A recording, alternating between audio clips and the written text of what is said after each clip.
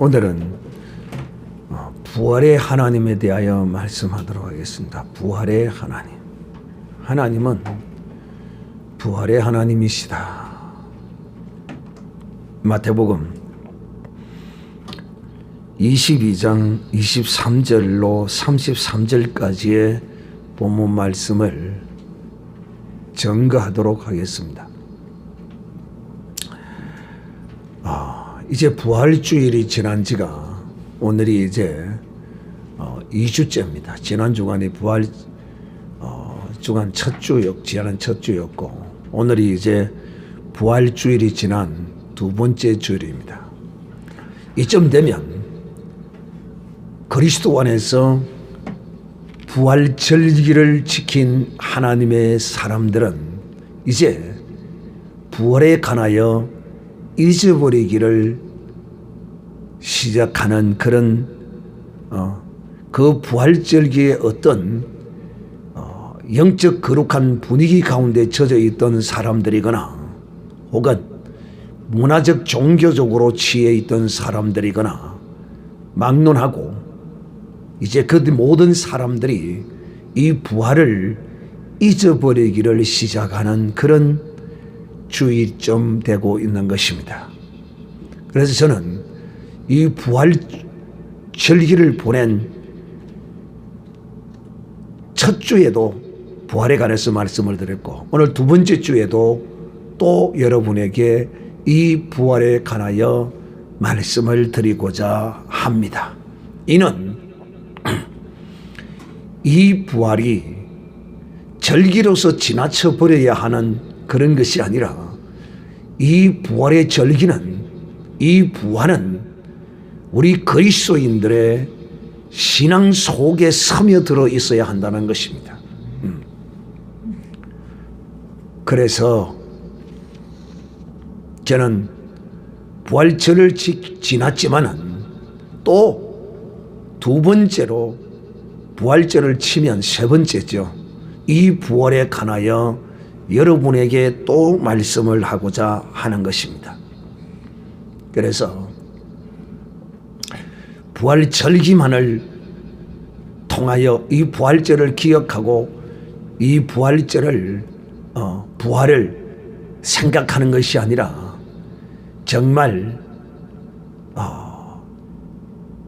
절기를 통하여 기억하고 생각하던 그런 상태로서 잊어버리고 그저 없어져 버리는 그런 수준의 것이 아니라 온전히 내 신앙의 삶 속에 이 부활이 녹아들므로써 이제 이 부활의 어떤 절기라든지 이런 말을 하지 않아도 온전한 부활의 생각과 부활의 행위와 부활의 삶이 있는 이런 삶이 되기를, 이런 신앙의 삶이 되기를 원하는 마음으로 오늘도 세 번째로 이 부활에 대하여 말씀하고자 합니다.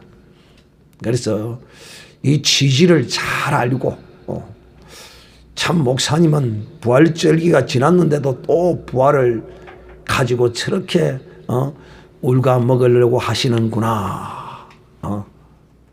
여러분, 하나님의 이 거룩한 부활의 말씀은 아무리 울가 먹어도 울굴수록 더욱더 진국의 거룩함이 빼어납니다.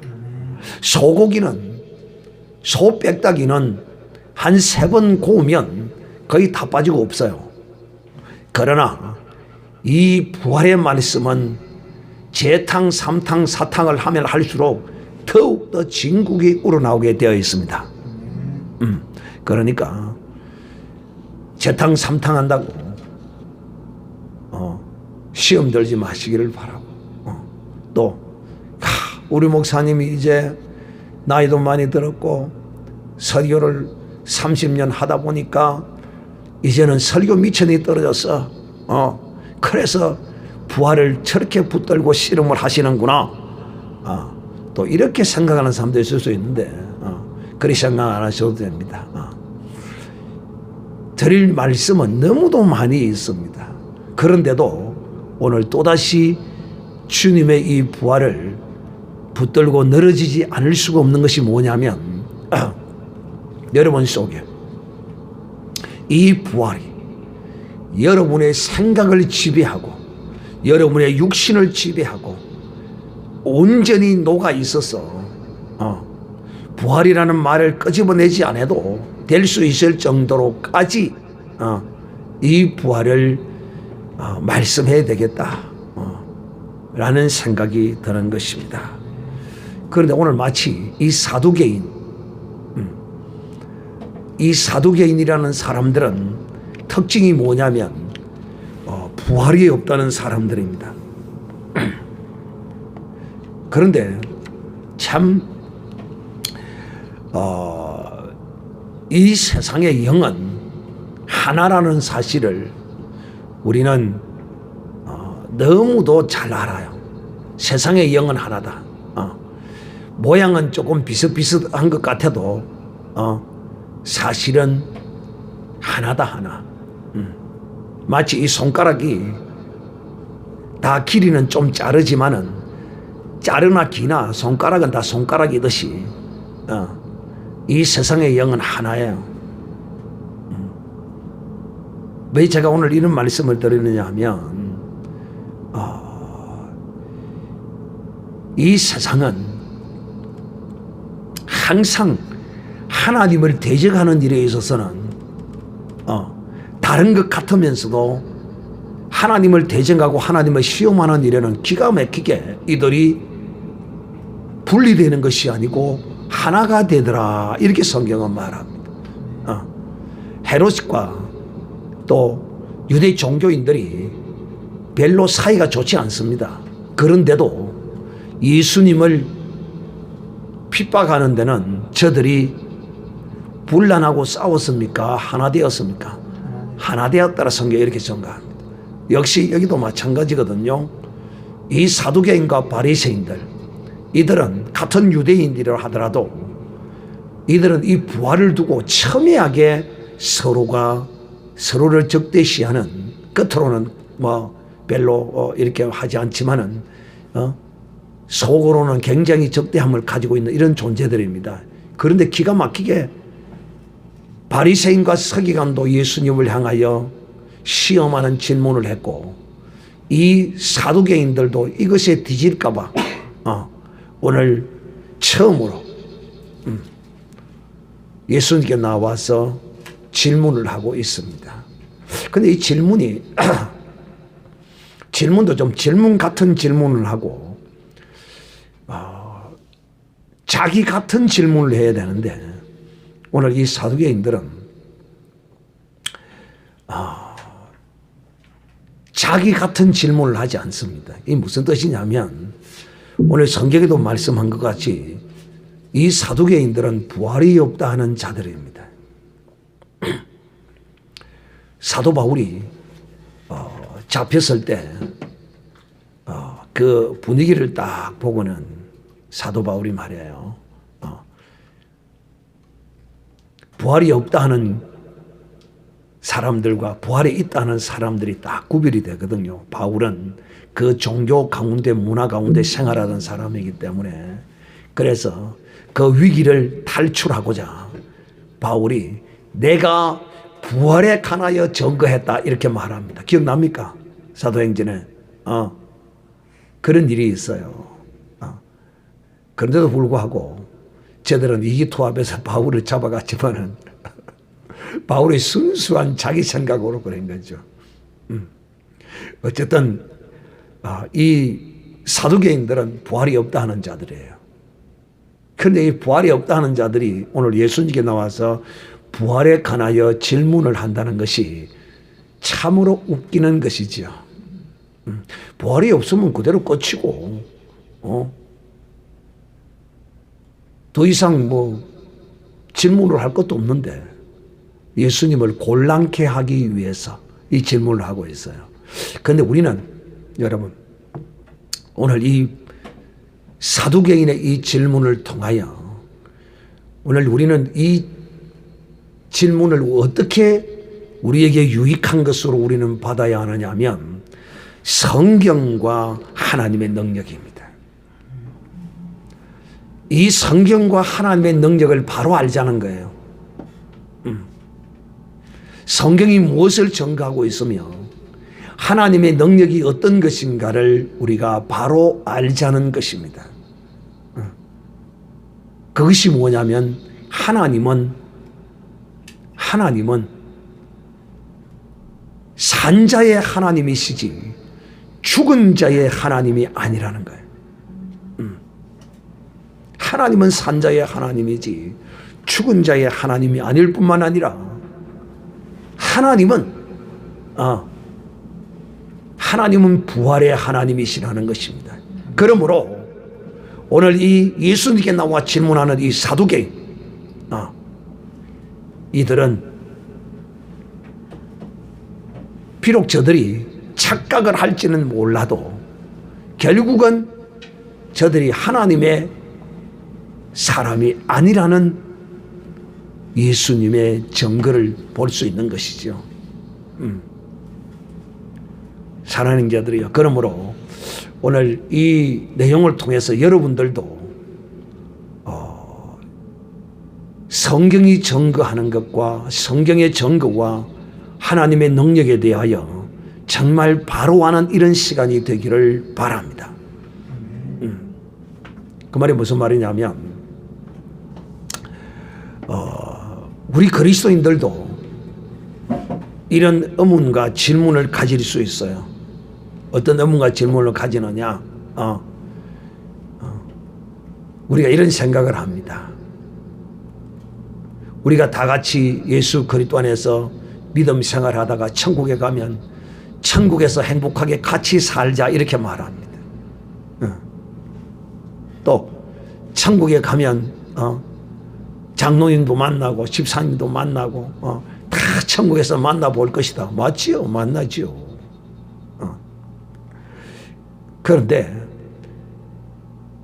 우리가 어떤 하나님의 그 영광에 들어가서 함께 그 복락을 누리는 차원에서의 그런 뜻으로 말하는 것은 크게 문제가 될 건 없겠습니다만 왜 하나님의 품에 있으니까 그럴 수는 있겠으나 실상은 그렇지 않을 수 있다. 이 무슨 뜻이냐면 이런 것이죠. 천국에 가면 거기서 이 세상에 있을 때처럼 우리 민주와 헤로니가 친구가 되어서 이렇게 서로 마주보고 이야기하고 막 웃어사고 이런 것처럼 그런 상태의 어떠함이 아닙니다. 그곳에는 혈과 육에 속한 어떤 개념의 나라가 아니에요. 또 그곳에 가면 목사님, 장로님 이런 호칭이 그곳에는 없어요. 죄송하지만 제대로 알아야 합니다. 우리가 흔히 천국에 갔다 왔다는 환상과 또 입신이나 여러 어떤 것들을 통하여 천국에 간증을 하는 사람들의 어떤 이야기를 들으면 천국에 가보니까 누구는 어떻고 누구는 어떻고 막 이런 이야기를 하는데 여러분 그 온전한 천국 아닙니다. 환상일 뿐이고 이상이지 천국의 실체는 아닙니다. 분명히 아셔야 합니다. 단 우리의 신앙의 유익을 위해서 그렇게 우리에게 정말 그런 간증과 그런 환상을 통하여 유익함을 주기 위한 것이지 실제 천국은 그렇지 않다. 이건 분명히 알아야 해요. 그래서 제가 늘 여러 번 말씀을 드리죠. 환상은 환상일 뿐이지 결코 실상이 아니다 하는 것을 오늘 우리는 그리스도 안에서 분명히 알아야 할 것입니다. 그럼 오늘 주님의 말씀을 잘 들어야 돼요. 어떻게? 주님이 이 천국에 가면 이럴 것이다. 천사와 같다. 이런 개념을 말씀하고 있는 것이죠. 그곳에서는 우리가 하나님의 자녀가 되어서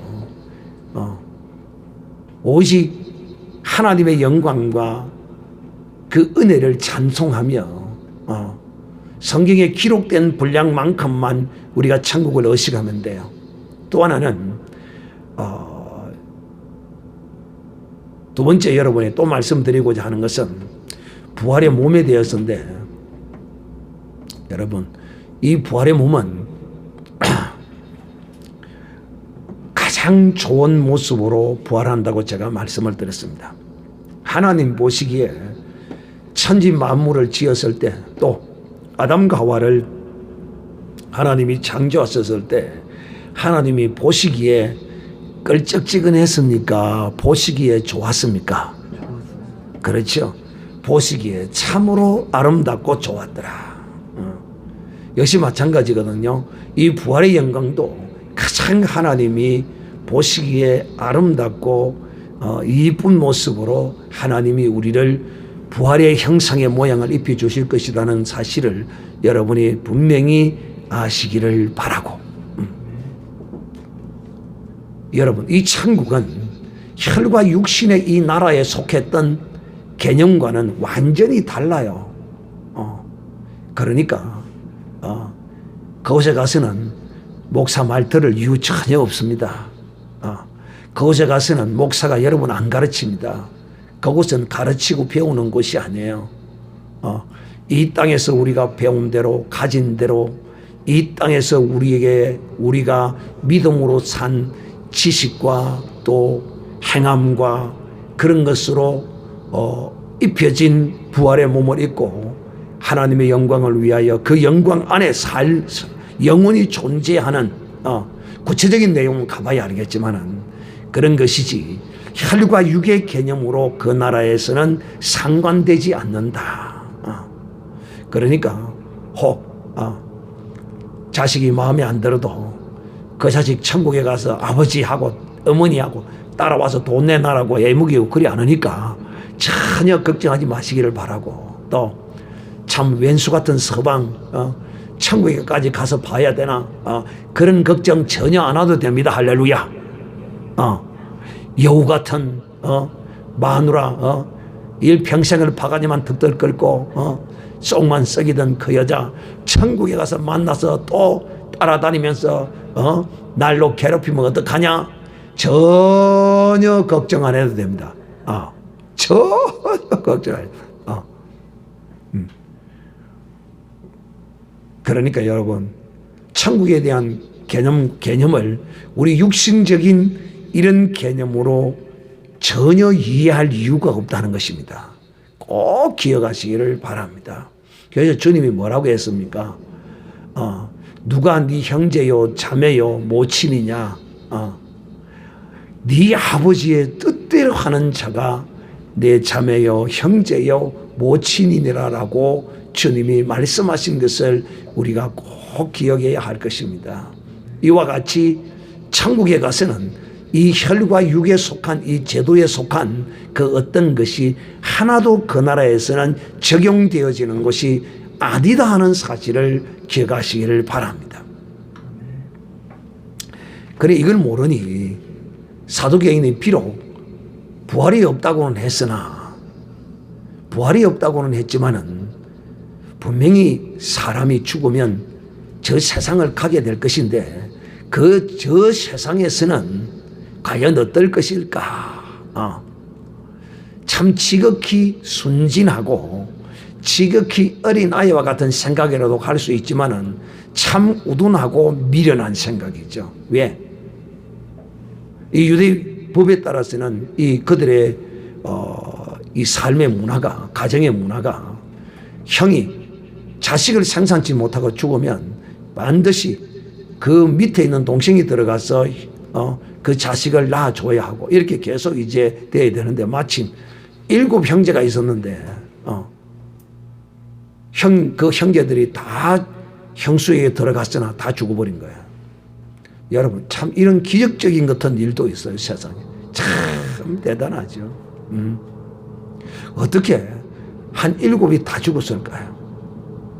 근데 이것이 실제 사건인지, 또 아니면 가정에서 이렇게 말한 것인지, 뭐 3명이든지 7명이든 뭐 똑같잖아요. 이 질문을 하고자 하는 요지는 똑같단 말이에요. 그죠? 그러면 도대체 부활의 시에는 저 세상에 가서는 도대체 누가 이 여자의 남편이 되겠느냐? 셋이서 형제 다 들어갔는데 그런 의문과 질문을 가지는 이런 우둔한 사람이죠. 무식해도 보통 무식한 것이 아니죠. 그래서 주님이 너희가 성경도 하나님의 능력도 너희가 알지 못하론도다라고 말씀했습니다. 그러므로 여러분은 정말 성경도 알고 하나님의 능력도 하는 이런 복 있는 사람이 되기를 바랍니다. 그래 이들을 향한 주님의 마지막 답변이 뭐냐면 이것입니다. 부활 때에는 시집도 장가도 가지도 않는다. 부활은 이제 부활의 몸을 입는 것은 하나님 나라에 가서는 이 혈과 육에 관한 이 제도는 다 끝나는 것이다. 이 땅에서 하나님이 하나의 도구로서 사용했을 뿐이지 결코 이 혈과 육에 관한 것은 하나님의 나라와 상관이 없다. 왜? 그 나라는 시집가고 장가가고 자식 놓고 번성하는 곳이 아니야. 그것이 이 땅에서 하는 거야. 이 땅에서.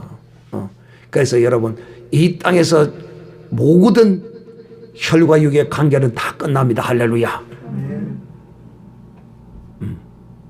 이러면 기분 좋을 사람도 있고 안 좋을 사람도 있어요. 왜?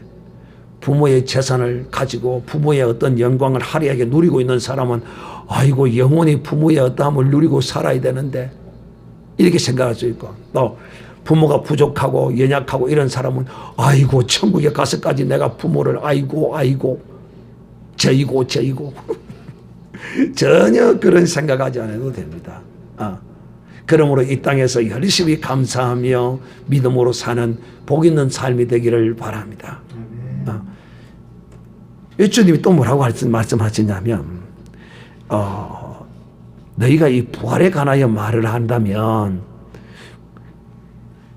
하나님이 너희에게 말씀하신 바 나는 아브라함의 하나님이요 이삭의 하나님이요 야곱의 하나님이라 하신 것을 너희가 읽어보지 못하였느냐 이렇게 말씀합니다. 즉 하나님은 부활의 하나님이시라는 것입니다. 아브라함의 하나님, 이삭의 하나님, 야곱의 하나님으로 이렇게 하나님이 자기를 증거하신 것은 하나님은 부활의 하나님이시라는 것입니다. 그러므로 여러분 하나님이 부활의 하나님이시라면 하나님의 말씀은 어떤 말씀일까요? 네? 부활의 말씀이죠. 하나님이 부활의 하나님이심으로써 그 말씀은 부활의 말씀이요. 또 하나님이 영이시라면 그 영은 어떤 영입니까? 부활의 영이십니다. 하나님은 부활의 말씀을 우리에게 하시는 분이시요. 하나님은 우리에게 부활의 영을 부어주신 분이십니다. 나는 부활의 영을 받았다. 7번 시작. 나는 부활의 영을 받았다. 나는 부활의 영을 받았다. 나는 부활의 영을 받았다. 전에 우리는 사망의 영에 매여 있었어요. 그러나 이제는 우리가 그리스도 안에서 이 부활의 영을 받음으로써 결코 사망에 매여 있는 자가 아니라 하는 것입니다. 하나님의 말씀이 부활의 말씀인 것을 우리는 이 성경을 통하여 수없이 증거를 받습니다. 에스겔에게 마른 뼈들을 향하여 태어나라. 그럴 때 이 마른 뼈들을 향하여 에스겔이 태어남으로써 이 마른 뼈가 군대가 되어서 살아서 움직였습니다. 할렐루야. 마른 뼈들이 하나님의 말씀을 듣고 부활로 살아납니다. 이뿐입니까? 죽은 나사로를 향하여 나사로야 나오라. 그럴 때 그 썩어서 물이 줄줄 흐르고 냄새가 풍기던 그 나사로의 육신이 그대로 새롭게 살아서 걸어서 나오는 이 영광을 우리에게 보여줘요. 하나님의 말씀은 이와 같은 부활의 생명이 있는 말씀이에요. 바로 이 부활의 말씀이기에 주님께서 풍랑이 이는 바다를 향하여 바람아 파도야 잠잠하라 함으로써 잠잠해 버렸습니다. 또 이뿐이에요. 무화과가 말랐어. 네가 다시는 열매를 맺지 못하리라. 주님의 입에서 나오는 그 말씀을, 이 부활의 말씀이, 이 생명의 말씀이 그대로 그 무화과의 나무에게 이루어져서 무화과 나무가 말라버리잖아요. 바로 이 하나님의 말씀은 바로 부활의 말씀이에요. 이것뿐입니까? 성경에 하나님께서 말씀하신 그대로 이루어지는 것은 바로 이 하나님의 말씀이 부활의 말씀이기 때문이라는 것입니다. 사랑하는 형제들이요, 예수 그리스도를 믿으면 하나님께서 그에게 무엇을 주시느냐? 바로 이 부활의 영을 주십니다.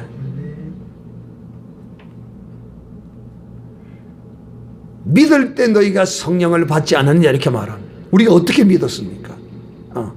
우리의 죄를 대신하여, 내 죄를 대신하여 십자가에 피 흘려 죽으시고 3일 만에 다시 살아나심을 내가 믿는 것입니다. 바로 이 고백으로, 이 고백을 한 자에게 하나님께서 우리에게 성령을 주신 것입니다.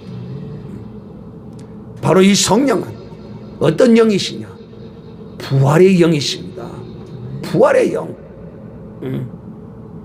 그래서 이 하나님의 성령을 받은 사람, 이 부활의 영을 받은 사람은 결국은 어떤 삶을 살아야 하느냐는 거예요. 어떤 삶.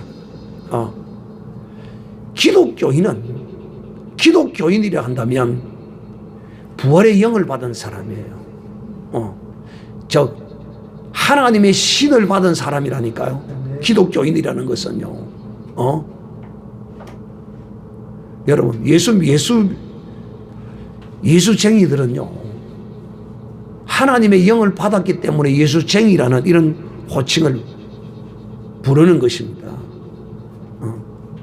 하나님의 영을 받지 않으면 예수쟁이라고 할 수가 없어요. 예수 믿는다고 그러면 와, 저 하나님의 신을 받은 사람이구나, 하나님의 영을 받은 사람이구나, 이렇게 인정함을 받아야 하는 것이죠. 그래서 신앙생활 열심히 잘하는 사람을 세상 사람들이 미쳤다, 예수에게 미쳤다라고 말합니다. 예수에게 미치는 이유는 뭐냐? 하나님의 영이 그에게 충만해지기 때문이에요. 세상 사람들은 그렇게 말하죠.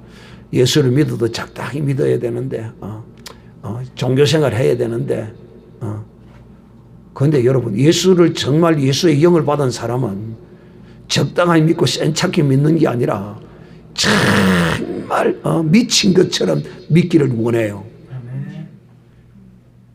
그 원하지만 그것 뜻대로 잘 됩니까?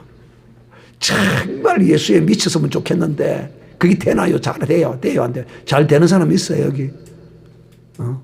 근데 세상 사람들은 그런다 이 말이야. 저거 예수에 미쳤다고. 절대 예수에 미치면 안 된다고 이렇게 말하는. 예. 근데 우리는 우리는 미치고 싶은데.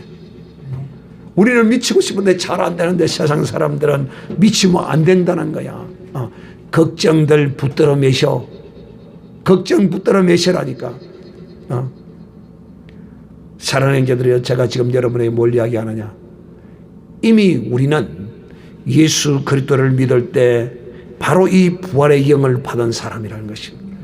하나님의 신을 받았어요. 하나님의 영요. 그러므로 이제 예수 그리스도를 믿으면 그 삶 자체가 이제는 부활의 삶을 살아야 합니다. 오늘 이 삶이 문제예요. 이거. 오늘 이걸 제가 여러분에게 말씀하고자, 또 하나님은 부활의 하나님이라는 말씀을 여러분에게 증거하고 있는 것입니다. 우리는 누구는 부활의 영을 받은 사람, 하나님의 신을 받은 사람, 바로 이 사람은 부활의 삶을 살아야 합니다. 아멘. 여전히 하나님의 신을 받아놓고도 종교적인 삶을 살아서는 아니 되는 것이죠. 그러면 부활의 삶은 어떤 것이며 종교적인 삶은 어떤 것인가 하는 것입니다. 이 부활의 삶은 그리스도가 중심이 되는 삶입니다. 그리스도가 그 사람의 주인이 되는 삶이 부활의 삶입니다.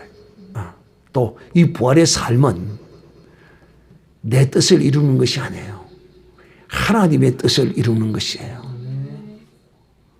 그러므로 여러분 오늘 이 말씀을 들으면서 나는 과연 이 하나님의 신을 받아놓고 내가 부활의 삶을 사는지 종교적인 개념의 삶을 살고 있는지를 분별해 봐야 됩니다. 내 자신을.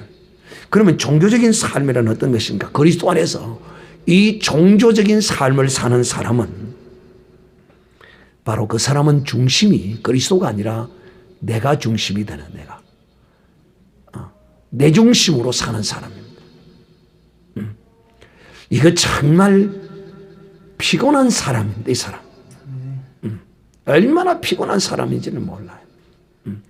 그리스도 안에서 말해요. 종교적인 사람은 항상 자기 중심이에요. 이 신앙생활을 해도 보면 와, 참 나는 그런 사람을 볼 때 너무너무 가슴이 아파요. 왜 가슴이 아프냐면 이 교회 생활이 자기가 대장이 되어서 자기가 이끄는 대로 모든 사람이 따라와야 되고, 우리도 보면 이 사회생활을 하다 보면 사람이 그런 사람이 있잖아요. 항상 모든 것을 자기 중심으로 이끌고 다니는 사람이 있잖아요. 그런 사람이 있어요. 모든 게 자기 중심이 돼야 돼, 이 사람은. 모임에 가도 그 장소에 대장해야 되고, 이런 사람이 있어요. 그러니까 오늘날 교회 안에 성도들 가운데도 그런 사람이 있다니까. 우리의 신앙의 모든 어떤 은사가 다 다르기 때문에, 그런 것들을 인정하고 또 그런 것들을 부드럽게 스무스하게 이렇게 인도해서 정말 좋은 취지로 인도해 주는 것이라면 괜찮은데, 이것이 지나치게 자기 중심적인 이런 사람들이 있어요. 그 이런 사람들은 제대로 교회 신앙생활을 못해요. 왜? 내 눈에 차지를 안 해요, 교회가. 어떤 교회를 가도요. 그래서 이런 사람들이 되기 좋은 교회가 어떤 교회냐? 대형교회. 대형교회. 왜? 거기 가서는 자기가 거기서 자기의 뜻을 펼치거나 자기 중심으로 움직일 어떤 그런 여백이 없어요. 왜? 그런 큰 교회는 철저히 이렇게 조직되어 있기 때문에 그곳에는 자기가 어떻게 내밀 곳이 없는 기라. 그래서 개척교회니 작은 교회를 여러 군데 또 돌아다니다가 마지막에는 대형교회에 가서 그런 성도들을 뭐라고 하더라? 들락날락하는 성도들. 가나안 교회, 가나안 성도라 하지. 가나안 성도가 되어버린 거예요. 가나안 성도. 참 불쌍한 성도죠. 제가 왜 이런 이야기를 하느냐면, 이 종교적인 삶을 사는 사람은 내가 중심이 돼. 내가. 또 내 뜻을 이루려고 해야 돼. 내 뜻. 하나님의 뜻이 아니야. 그래서 오늘 이 말씀을 듣는 여러분, 정말 이런 종교적인 마인드를 가지고 이 교회 생활을 하고 있는 사람이라면 가슴이 찔끔찔끔 찔릴 것입니다. 왜? 나는 내 중심으로 교회 생활을 하려고 했구나. 내 뜻을 이루려고 했구나. 사랑하는 형제들이여, 그러므로 이 부활의 영을 받은 사람은 그야말로 자신을 십자가에 못 박은 사람, 그리스도가 중심이 된 사람이요. 내 뜻이 아니라 하나님의 뜻을 이루어가는 사람이라는 것을 통하여 나는 과연 부활의 영이 내 속에서 역사하고 있는가? 아니면 여전히 내 자신이 주인이 되어 내 신앙을 이끌고 가고 있는가를 잘 점검해 봐야 하는 것이죠. 그래서 이 부활의 삶은 어떤 삶이냐면 이 천국을 누리는 삶입니다. 부활의 삶은 천국을 누리는 삶. 오늘 우리는 이 땅에서 천국을 누리는 삶을 살아야 합니다. 이게 부활의 삶입니다. 그런데 여전히 예수 그리스도 안에 들어왔어도 천국의 삶을 누리지 못한다면, 천국의 기쁨이 없다면, 이거는 내가 아직도 이 종교적인 마인드에서 완전히 벗어나지 못했다는 것을 내 자신이 인정해야 합니다. 천국의 삶, 천국의 기쁨을 누리는 것은 여러분 이 세상에 돈이 있다고 누리는 게 아니에요. 돈이 많다고 또 이 세상에 권력을 가졌다고 천국의 기쁨을 누리는 게 아니에요. 이 천국의 기쁨은 그리스도의 것으로 누리는 것입니다. 이거는 돈도 아니고 이거는 마약도 아니에요. 이 세상 사람들은 세상의 기쁨을 마약으로 또 술로 뭐 이런 것들로 그 기분을 누리려고 하잖아요. 근데 우리는 이런 게 아니에요. 하나님의 사람은 오직 하나님의 영으로 이 세상 가운데서 천국의 기쁨을, 천국의 삶을 누리며 사는 거예요. 정말 이것이 오늘날 우리에게 필요한 것이죠. 그러므로 사랑하는 형제들이요, 이 천국에 대한 개념을 다시 한번 여러분에게 설명하도록 합니다. 천국은 임한 천국과 임할 천국으로 부득불 우리의 이해를 돕기 위해서 좀 나누어서 좀 생각해 볼 필요가 있어요. 우리가 이것을 신학적으로는 이미 아직으로 이 천국의 개념을 말하죠. 이미 천국은 그리스도 안에서 우리에게 임했고 또 아직 우리가 영원히 누려야 할 천국은 아직까지 임하지 않았다. 그래서 천국은 이미와 아직으로 이렇게 신학적으로는 말하죠.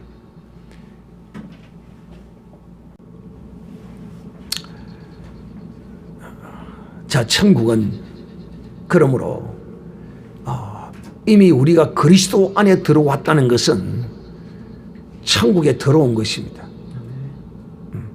그러므로 이 그리스도 안에서 우리가 천국을 누리는 삶을 연습하는 것이 바로 이곳입니다. 이곳에서 온전한 이 천국을 누리는 삶을 배워야 돼요. 그러지 아니하면 앞으로 임할 천국에 들어가서 영광이 없어요. 영광이. 그러므로 사랑하는 형제들이요, 우리 기독교인들은 교회만 와서 잠깐 기쁨과 어떤 위안을 받고 가는 이런 사람이 되어서는 안 돼요. 교회 와서도 마찬가지고 집에서도 마찬가지고 직장 생활에도 마찬가지고 우리의 삶이 전반적으로 전체가 이 부활의 영의 지배를 받는 삶이 되어야 돼요. 그렇지 아니하면 정녕 우리는 이 부활의 삶을 살 수가 없어요.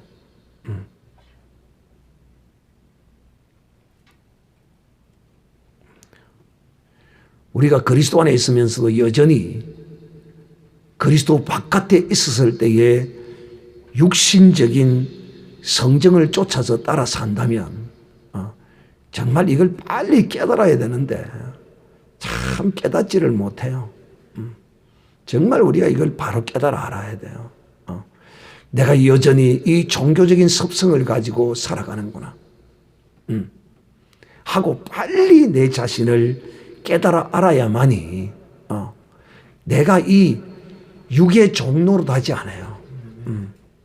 이 부활의 삶은 육의 종로로 하는 삶이 아니에요. 부활의 삶은 영의 종로로 하는 삶이에요. 육의 종로로 하면 사망으로 이끌고 가요. 그러나 영의 종로로 하면 생명으로 이끌고 갑니다. 우리를. 여러분, 그러므로 우리는 우리의 생각을, 우리의 이 혼적인 기능을 육신에 빼앗겨서는 아니 돼요. 전부 우리는요, 이 시청각이라고 말하죠. 시청각. 눈으로 보고, 귀로 듣고, 만지고, 느껴지는 이런 것만으로 우리가 자꾸 끌려가는데 절대로 이런 것에 끌려가면 안 돼요.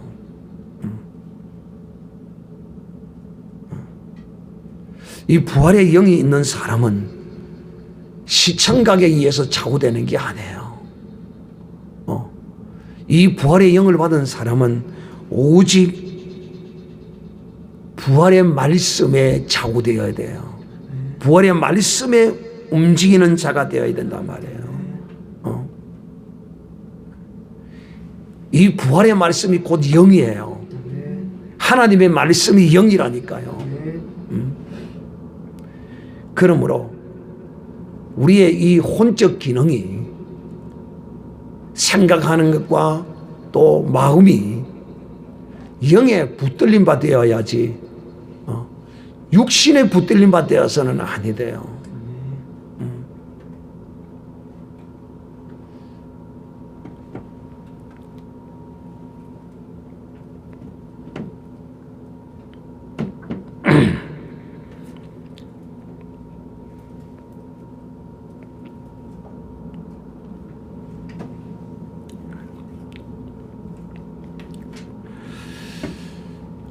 우리 육신과 이 혼적 기능은 너무도 유기적으로 잘 이루어져 있어요. 이걸 우리는 흔히 본능이라고 그러죠. 본능이라고 그러죠. 이런 우리에게 하나님의 성령이, 이 부활의 영이 우리에게 임하여 가지고 우리로 하여금 육신의 성정을 따라서 살지 못하도록 하는 것이죠.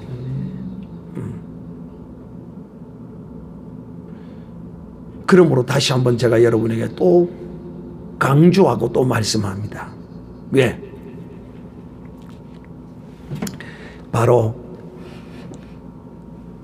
우리가 하나님의 말씀으로 우리의 생각을 지배하고 우리의 마음을 다스려야 돼요. 이 육신적 어떤 것으로 내가 끌림을 받고 지배를 받고 다스림을 받아서는 내가 쏟고 있다는 것이죠.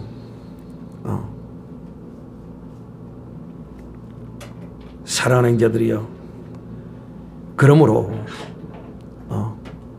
육신적 반응은 이거는 자동적으로 잘하게 되어 있기 때문에 이건 설명할 필요가 없고요. 또 이것으로만 살다 보면 반드시 이 사람은 어떤 것으로 살면, 육을 따라 살면, 육신적인 것을 쫓아서 살면 이 사람은 반드시 저주를 받을 뿐만 아니라 특히 그리스도의 영을 받았다고 하는 사람이 육신을 쫓아 살면 뭘 당하게 되어 있습니까?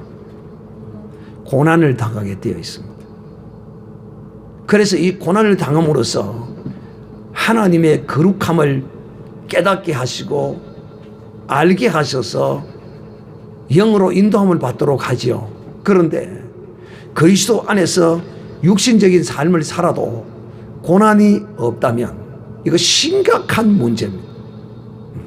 그러므로 사랑하는 자들이여, 그리스도 안에서 고난을 받는 것은 우리의 영혼의 유익함을 위한 하나님의 사랑인 것을 알아야 합니다.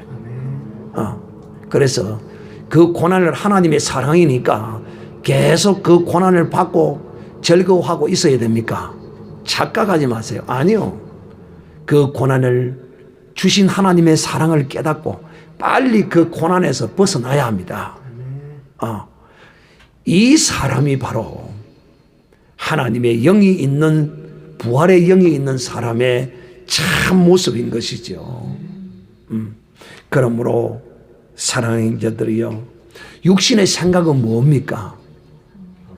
사망이에요.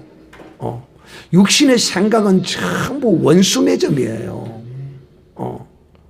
그래서 갈라디아서 5장에 너무도 잘 기억하고 있잖아요. 육신을 쫓아서 나는 이건요, 또 성령을 쫓아서 나는 이것과 완벽하게 구별이 되어 있잖아요. 그러므로 사랑하는 자들이요, 우리는 이 육신의 성정을 따라서 살면 안 돼요. 육신의 성정은요, 자동적으로 원수 매점이 맺히도록 되어 있어요. 그런데 영은 그 원수 매점을 풀으라고 말합니다. 영은 풀으라고 말해요. 영은 용서하라고 말해요. 용서하라고 말해요. 제가 참 이런 웃지 못할 참 에피소드를 봤는데요. 참 정말 이런 일이 있는지 없는지 난 잘 모르겠지만은 실화라고 하니까 이런 일이 있더라고요. 자기 아들을 죽였을 뿐만 아니라 또 많은 여러 사람들을 한꺼번에 다 죽였어요. 내가 그 내용을 자세히 지금 어제 봤는데도 내가 기억을 잘 못해. 그 뜻은 내가 알아요. 자기 자식을 죽였을 뿐만 아니라 다른 사람들까지도 여러 명을 죽여서 이제 형무소에 갇혀서 사형 언도를 받고 죽을 날만 기다리고 있어요. 그런데 어떤 여인이 자기 아들의 죽음에 관하여 이제 위로를 받고자 교회의 전도를 받고 나갔어요. 교회 전도를 받고. 그래서 교회 전도를 받고 나가가지고 이제 예수를 이제 영접하게 되었고, 예수를 믿고 나서 이제 원수를 용서하라는 그 말씀을 들었어요. 그리고는 이제 그 자기 아들을 죽이고 많은 사람을 죽였던 그 사람을 찾아가서 용서를 해야 되겠다. 이제 그런 마음을 먹고 이 여인이 정말 좋은 마음을 먹고 이제 형무소를 찾아가서 이제 그 사형수를 면회를 합니다. 사형수를 면회를 해요. 그 사형수가 면회를 하고 더 만났어요. 그리고 이 부인이 이야기합니다. 당신이 죽인 김계동의 엄마입니다. 아, 그러세요? 그러세요? 그런데 전혀 얼굴빛도 하나 변하지도 않고 너무도 태연하고 편안한 얼굴로 아, 그렇습니까? 그러다는 거죠. 그래서 이 부인이 놀란 거예요. 그리 이야기하면 아이고 그러냐고, 미안합니다, 잘못했습니다, 용서해 주세요, 뭐 이렇게 나와야 되는데 거기 없고 아, 그렇느냐고. 그러면서 이제 이 부인이 또 이야기합니다. 당신이 우리 아들을 죽였지만은 내가 당신을 용서해 주기로 했습니다. 그래서 제가 오늘 당신을 면회를 왔습니다. 당신을 용서합니다. 그러니까 이 사형수가 하는 말이 그렇습니다. 이미 하나님으로부터 부인의 아들을 죽인 그거에 대하여 내가 살인행위에 대한 모든 죄를 이미 하나님께 다 용서를 받았습니다. 그리고 고맙습니다. 그렇게 이야기를 했어요. 이 이야기를 듣는 순간에 이 여인이 그냥 거기서 뚜껑이 열려버렸어요. 머리가 띵한 거예요. 왜 그러냐면, 아니, 이럴 수가 있느냐는 거예요. 무슨 수가? 어떻게 내 아들이 죽었는데 내가 먼저 용서해 주기 전에 하나님이 먼저 이 죄인을 용서해 줄 수 있느냐는 거예요. 내가 먼저 용서해야지. 하나님이 먼저 용서해 주어서 이 사람의 이런 뻔뻔한 모습을 봐야 되느냐는 거예요. 내가 이런 예화를 보면서 참 그럴만도 할 수도 있겠다, 그런 생각이 들더라고. 정말 자기는 믿음으로 신앙으로 정말 그 원수를 용서하는 마음을 겨우 가졌을 거 아니에요. 그리고 그걸 실천하기 위해 찾아왔는데 그 당사자는 전혀 거기에 대한 제식도 없고 그 얼굴이 편한 가운데 그러냐고 그러면서 누구의 어머니시냐 그러냐고 또 이미 하나님으로부터 그 모든 죄를 다 용서를 받았다고 고맙다고 이런 이야기를 하니까 그냥 막 거기서 뚜껑이 열려버린 거예요. 어떻게 하나님이 이럴 수가 있느냐는 거야. 내가 먼저 용서해야지 하나님이 먼저 용서해 주죠. 와, 내가 그 예화를 듣고는 참 그럴 수도 있겠다.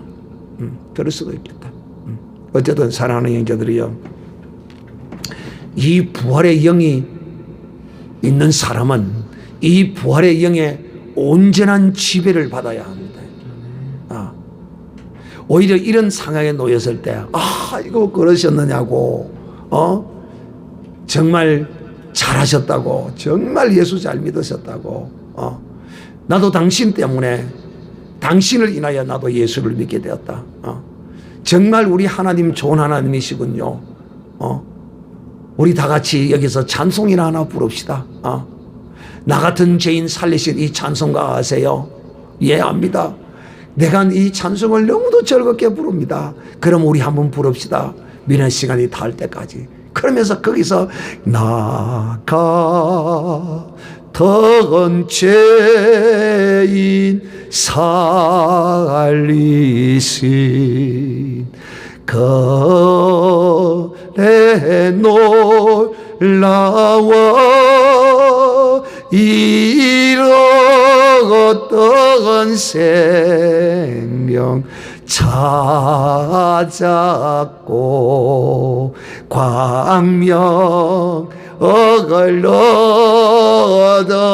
얻었네. 이렇게 찬송을 해야 될 거 아니에요. 근데 거기서 이 부인이 시험이 들어버렸어.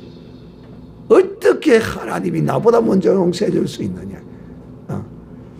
여러분, 아직도 신앙이 깊지 않아서 그럴 수도 있겠습니다만은 바로 이 부활의 영이 온전히 지배를 하는 사람은 여러분, 그야말로 그 생각이, 그 마음이 영으로 할례받은 사람이라고 말할 수가 있어요. 성령으로 온전한 할례받은 사람. 그러므로 사랑하는 자들이, 우리가 이 부활의 영을 이제 받았으므로 우리가 믿는 하나님은 부활의 하나님이라는 사실을 우리가 인식해야 합니다. 그러므로 우리의 삶은 전과 같은 이런 세상의 영의 지배를 받고 오직 세상적인 것으로 판단하고 세상적인 것으로 느끼고 하던 그런 것들에서 온전히 벗어나야 돼요. 그래, 이런 사람은 바로 원수를 용서합니다. 내게 못된 짓 하고 사실 용서할 뿐만 아니라, 여러분, 제가 살아보니까요, 용서하는 수준뿐만이 아니라 용서 위에 더하는 이런 것이 필요하더라고요. 그 말이 무슨 말이냐면 네 원수가 줄일 때 어떡하라고요? 네 원수가 줄이면 어떡하라고요? 먹고 마실 것을 주라는 거예요. 바로 이거예요. 근데 이걸 여러분 한번 해보면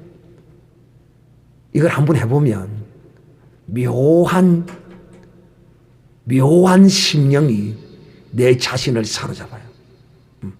내게 온갖 못된 짓하고 나쁜 짓하고 이랬던 사람에게 그에게 용서뿐만이 아니라 은혜를 베풀 때 그 용서를 확정하는 것이 됩니다.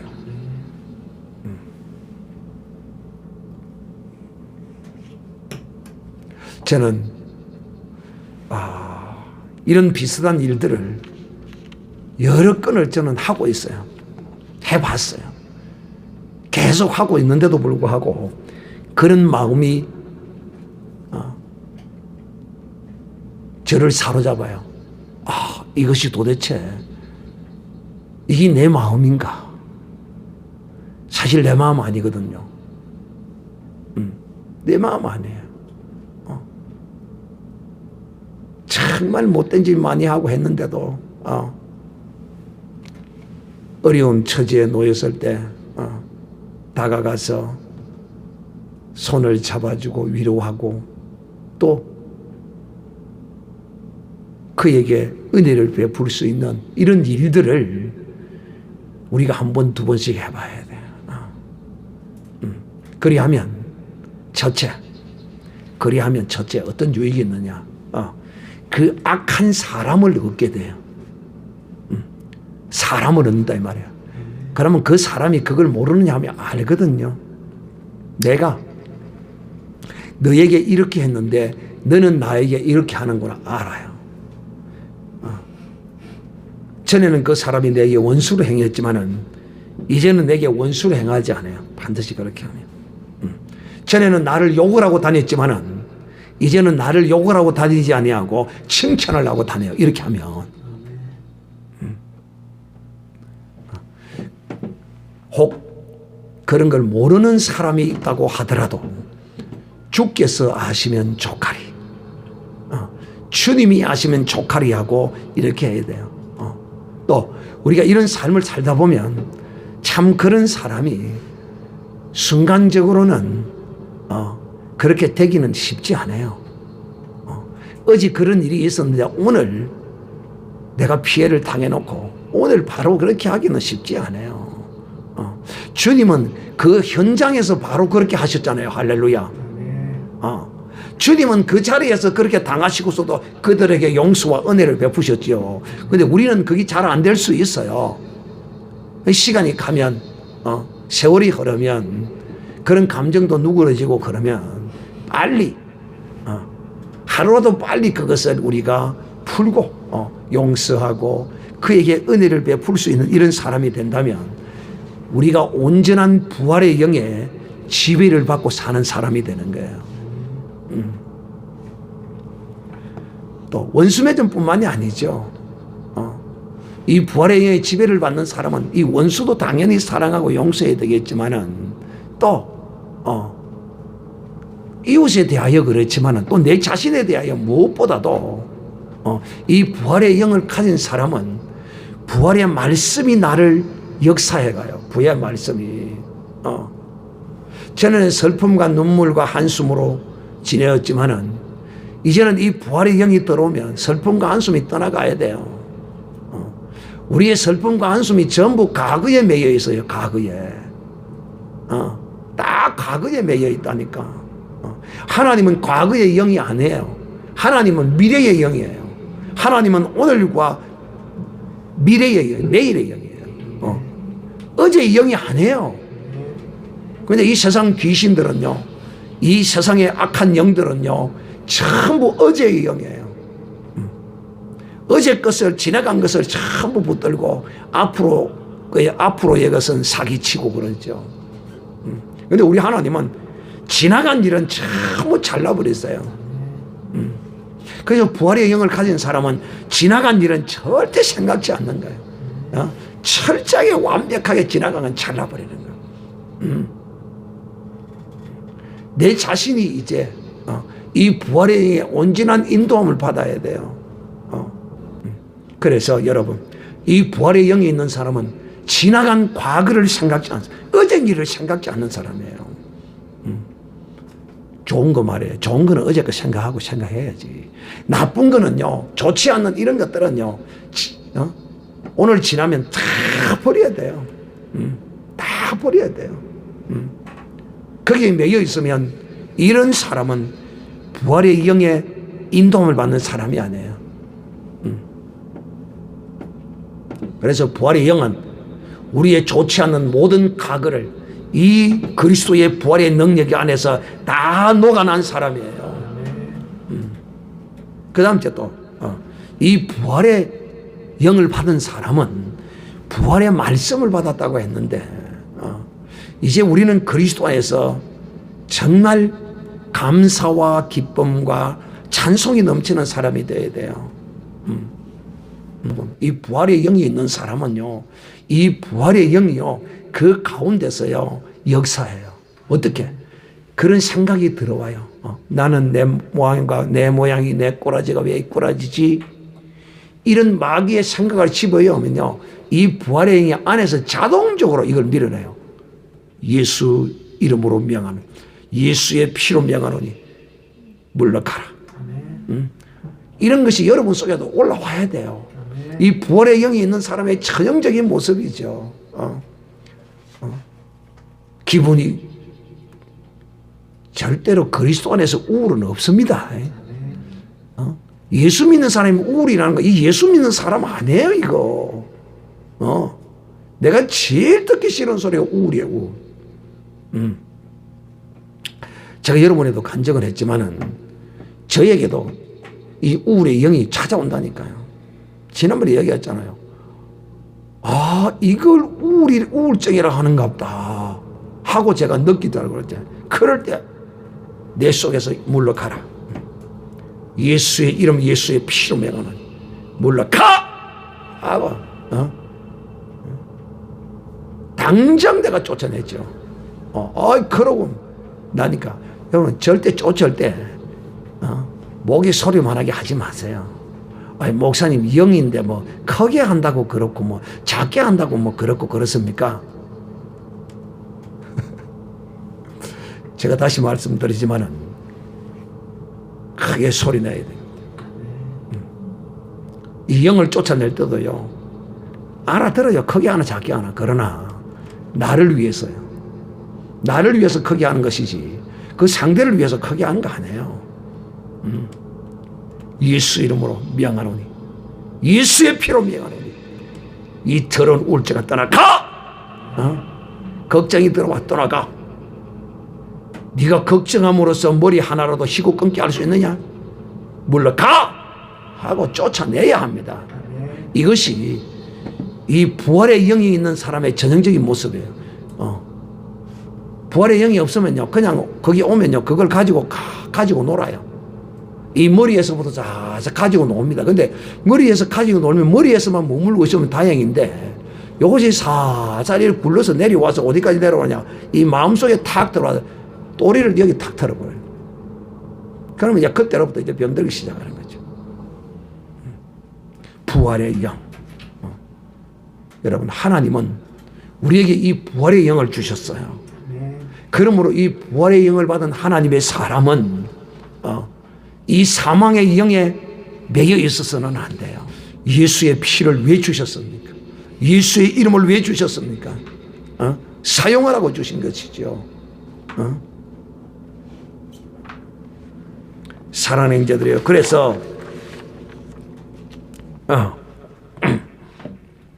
이제 우리는 이 부활절 절기를 지내놓고 나면 이 부활에 대한 모든 것을 싸그리 잊어버리고 있는 이런 사람이 안 되고, 정말 이 부활절의 절기에 그 주께로부터 받은 그 말씀을 인하여 이제는 내 삶이, 내 모든 생각과 내 마음에 품은 이 모든 것이 부활의 영을 따라서 품고 부활의 영을 따라서 살리라 하는 이런 각오와 다짐이 1년 내내 여러분을 주장하는 이런 사람이 되어야 할 것입니다.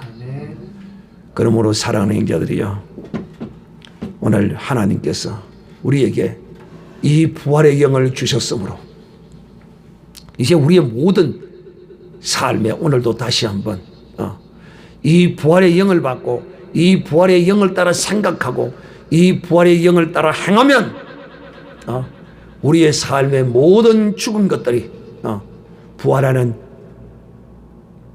이런 놀라운 은혜가 분명하고 확실히 있을 것입니다. 오늘도 믿음으로 이 부활의 영을 따라 살기로 작정하고 다짐하고 주를 구하는 자에게 부활의 영이 내 생각과 내 마음과 내 모든 삶의 것들을 하나님의 이 부활의 영이 지배하는 다스림 안에 들어가는 이런 사람이 되기를 주님의 이름으로 축복합니다.